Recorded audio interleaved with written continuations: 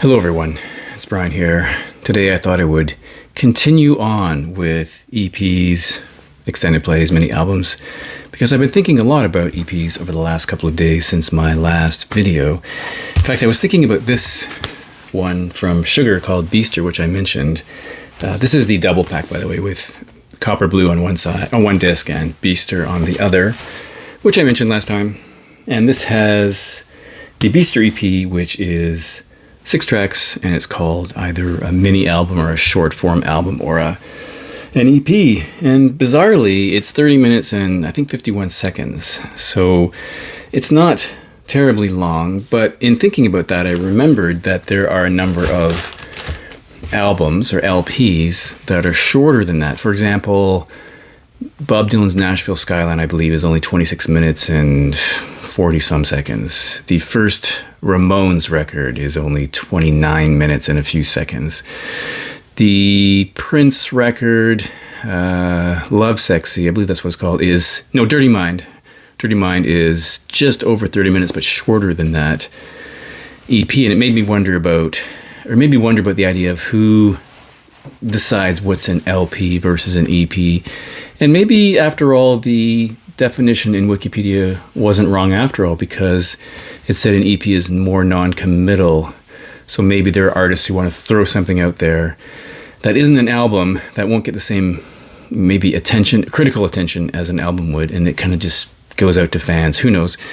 But in a conversation in the comments with Mike at TCAT's Deep Vinyl Tracks, I remembered this EP, which just came in one of these horrible plastic sleeves, from My Morning Jacket. This came out originally on CD in 2002, but it was later repressed. This is a 2012 repressing of the Chocolate and Ice, EP. But it doesn't say that on here. It just says Chocolate and Ice. If you look at Discogs, it says Chocolate and Ice EP. If you look at Wikipedia, it says Chocolate and Ice EP, but it doesn't say it on here. And I couldn't find any other site. Well, I didn't search that hard, but their official site didn't seem to say it, didn't even have it listed.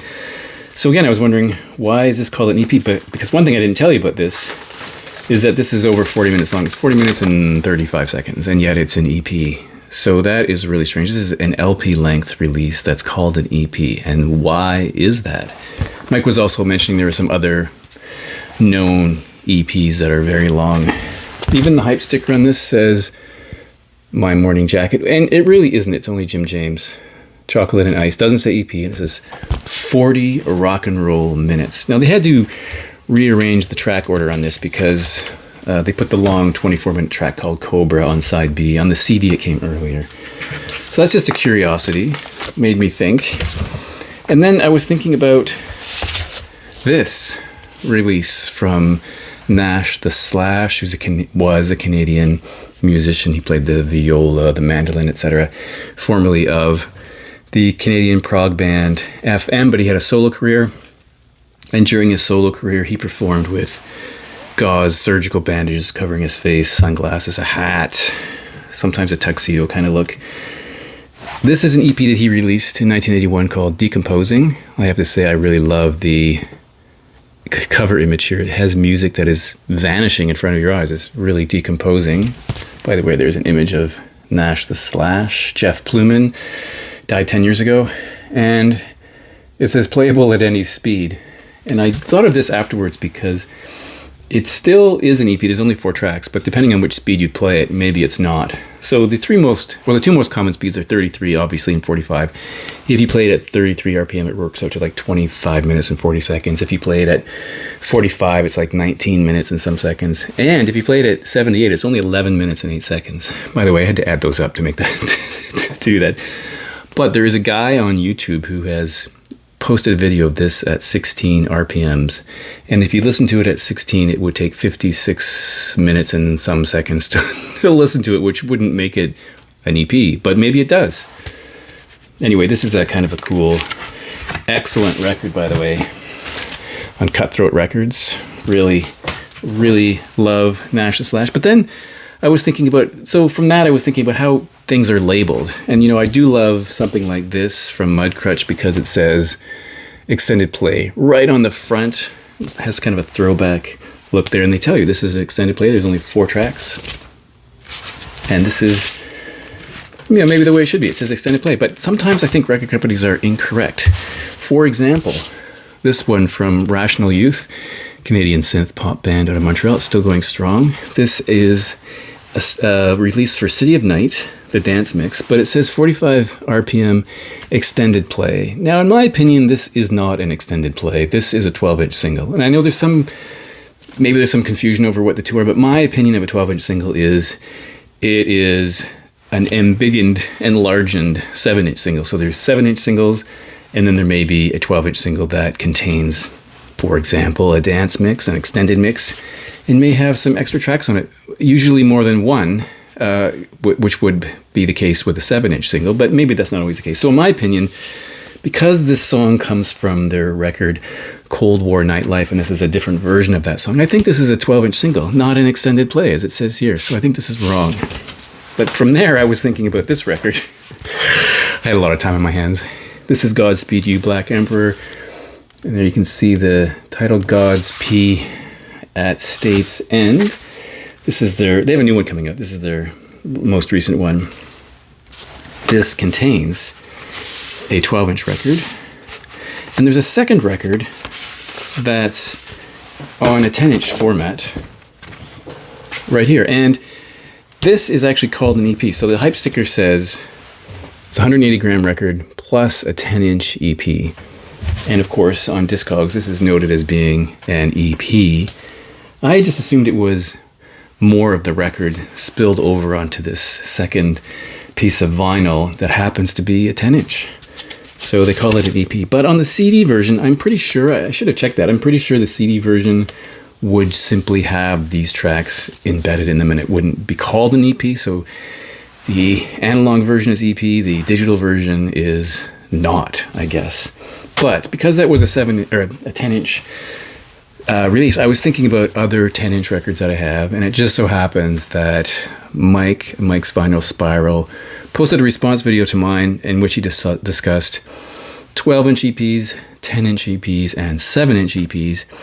And it's funny because as I was watching that, I remembered that I'd already pulled aside a bunch of 10-inch EPs that I wanted to just run through here quickly after that very long introduction. So I'm just going to go through some 10-inch EPs that I have just because I did 12-inch ones the other day. And we have the Black Angels, Clear Lake Forest. This is a limited edition Clear Lake Forest featuring 7 new songs on clear vinyl plus a download card. This came out in 2014. Limited edition, but I don't know limited to what. It does have a download card, which I have used, of course. And look at these beautiful labels. And this, as it promises, is on this lovely clear vinyl, so that's really cool. I love everything from this band. They're a psych band from Austin, Texas, if I'm not mistaken. Really solid group. Then this EP from the Hold Steady called 4 on 10. This was limited to 1,800 copies for Black Friday Record Store Day in 2019. Of course, they're one of my favorite bands, originally from the Minneapolis area, but they're based in New York now. I think you can see the label there. It says limited milky clear RSD Black Friday vinyl by the Hold Steady 4 on 10. So these are 4 tracks that they recorded during the Thrashing Through the Passion album, but never made it to the actual record, so they packaged them up here. And this took some time to get because although it was a Black Friday release, it didn't get shipped to Canada as far as I know, so I had to try and hunt down a copy, which wasn't the easiest thing. And here's the so-called milky clear vinyl, which isn't quite as clear as the last one. So that is cool. And as I said, Hold Steady is one of my favorite bands, so I have another one from the Hold Steady. This is called Rags. And the guy on the front is somebody named Jersey Mike Jura. I think it's Jura. He was a really sincere and huge fan of the band. Unfortunately, he died in 2012. So the band put together this fundraiser for him. They released this through Pledge Music, which contains 5 cover versions in 2014, and all the proceeds went to his children, which I think is just fantastic. Really amazing. So this comes, as I say, 10-inch vinyl. It also has this Hold Steady Unified Scene pass. Kind of cool. Let me tell you what's on here, because I do find it quite interesting. Every member of the band chose one track, so there's 5 tracks on here. So it starts with All Through the City, which is a Dr. Feelgood song, and their rendition I think is really good. Closer to the Stars is the Soul Asylum song. And then we have on side 2 a Kiss track, and I stopped listening to Kiss maybe when I was 12 or 13, but Hard Luck Woman, I can't argue with that. That's a really good Kiss song, and their version of that track is really good. I Gotta Get Drunk is a Willie Nelson track that I don't think I'd ever heard before. And the last thing I ever wanted to do was Show Up and Blow Your Mind from, I had to write it down because I keep forgetting, Those Bastard Souls. I didn't know that track either, but they sound really good. And there it is. It's just a black vinyl release called Rags. Right? Pretty cool. Now I have more 10-inch EPs. I just picked out these ones. Because some 10 inches I have are actually 10-inch singles rather than EPs. But here we have Ha, or from Killing Joke, or Ha Killing Joke Live. This was recorded in 1982. In fact, on August 9th and 10th, 1982, at Larry's Hideaway in Toronto, which is sadly closed. And Larry's Hideaway was one of a number of legendary Toronto clubs. The number and the number of bands who went through there is astonishing. I should have looked up a list, but there is like who's who of this kind of music in 1982.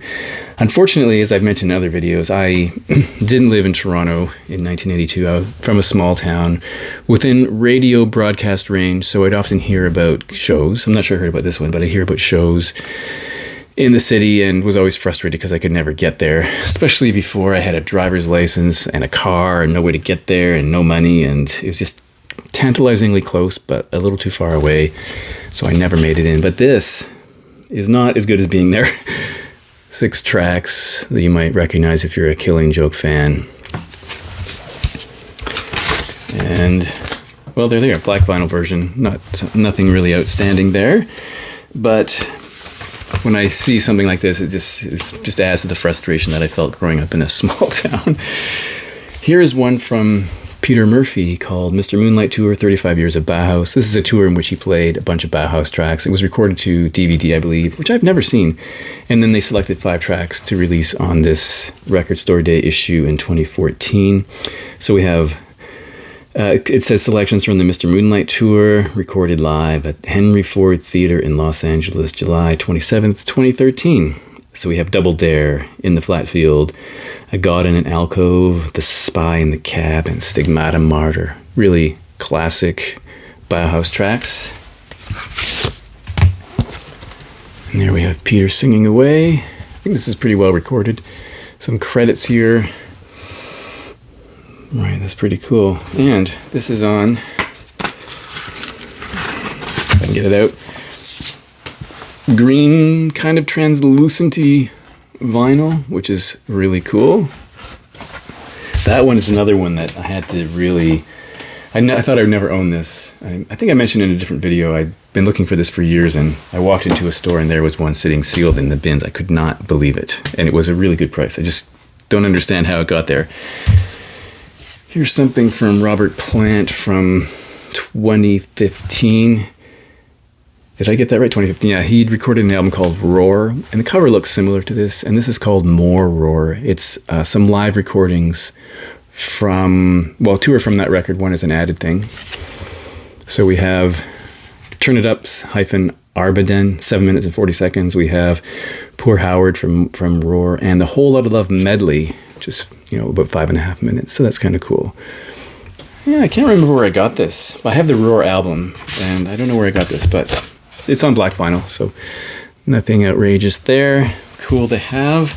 Just 2 more. I chose this one by Pete Townsend called The Quadrophenia Demos 1. And of course, there's a Quadrophenia Demos 2, which I do not have. I've never even seen it. And so this came out in 2011. We have The Real Me, cut my hair, punk, dirty jobs. Is it in my head anymore? And these, I would say, are really excellent demos. They sound much better than your usual demo that you might find from another band. It's Pete in his studio. The back, and this is a black vinyl edition with this really cool label on this side and the tracks listed here. Someday I may find the second version of that. And to round it out, I had to choose something from Husker Du. This is Metal Circus, originally from 1983. It's been re-released a couple of times. 7 tracks, only 18 minutes or so they really plow through them. And of course this fits into I love Bob Mould and Sugar and Husker Du, so I had to show this one. Black vinyl release. There are did I get it right? 7 tracks? Yes, 7 tracks. I'll take it out. That's printed backwards, of course. Had a weird sound issue there. I was just getting to the point where this was printed backwards, and there's a track listing. So, yeah, thanks for watching. I'm still interested to see if anyone else has some EPs they'd like to share, so I will talk to you in the next video. Thanks.